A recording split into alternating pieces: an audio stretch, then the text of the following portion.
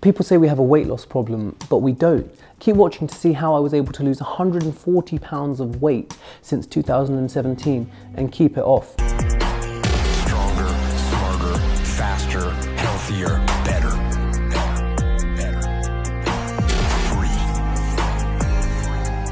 People say we have a weight loss problem, but Layne Norton in Fat Loss Forever points out that we actually have a weight regain problem.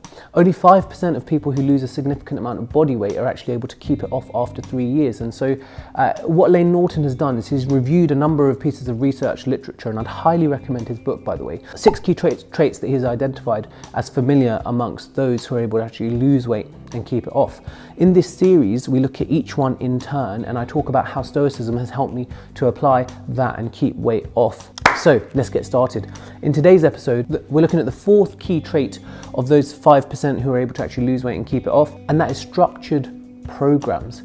Now, Layne Norton, through his review of the research literature, finds that in the small 5% of people who are able to keep weight off after 3 years of having lost it, a large proportion of them followed structured programs. He talks in the book about how a lot of people sniff their nose up at programs like Weight Watchers and others. But what he found is structured nutritional programs, structured workout programs, so on and so forth. The structured protocols for people really were helpful in allowing them to adhere to a particular program. So how did Stoicism help me keep to structured programs? My Stoic habit equation is voluntary discomfort plus James Clear's 4 laws of habit formation equals the Stoic habit equation. That's VD plus 4H equals SHE.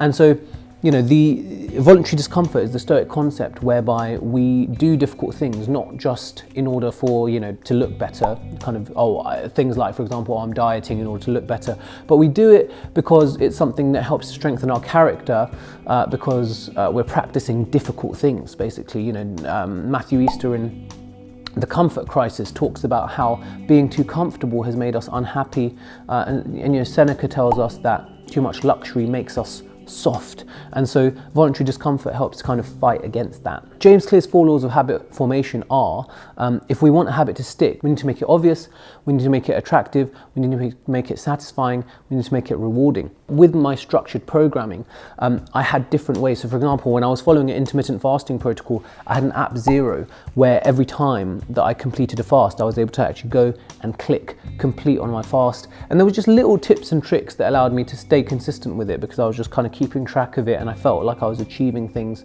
and the structure of the program was really helping. And so essentially by developing those habits, that was really helpful in my weight loss journey and helping me to lose over 140 pounds of weight since 2017. A final point I'd make on this is that there was the risk with some of the structured nutritional programs that I did. So for example, OMAD, where I would eat just 1 meal a day. That works really well for some people. It also, for some people, can be quite difficult. And I think initially it worked quite well for me because of the structure that it provided. But what I noticed is that because I was coming home so hungry from work, sometimes I was a bit too tired to cook if I hadn't already prepped my meals in advance, and sometimes I would end up picking up something unhealthy on the way home. And for people who've had disordered eating in the past, like myself, the idea of being overly restrictive can sometimes lead to binging, and so I was worried that that was potentially happening, and so I moved away from that. I still now have a structured program, which I think has helped me.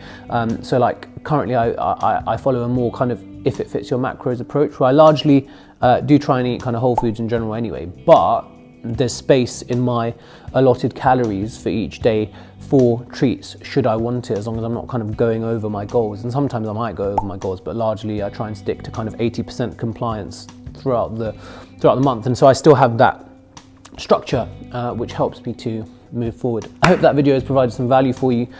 If you want to learn more about my Stoic weight loss journey, please click on the playlist above, and also in the description below you can find my Skillshare class with Ali Abdal, where at the end we have a bonus 30-minute video with a mukbang where we eat Five Guys, and Ali kind of interviews me on my weight loss journey right from the beginning, from my kind of the bullying in childhood all the way up to the present day, where I've lost weight and the progress that I've made and how I've done it and how the philosophy of Stoicism has helped me.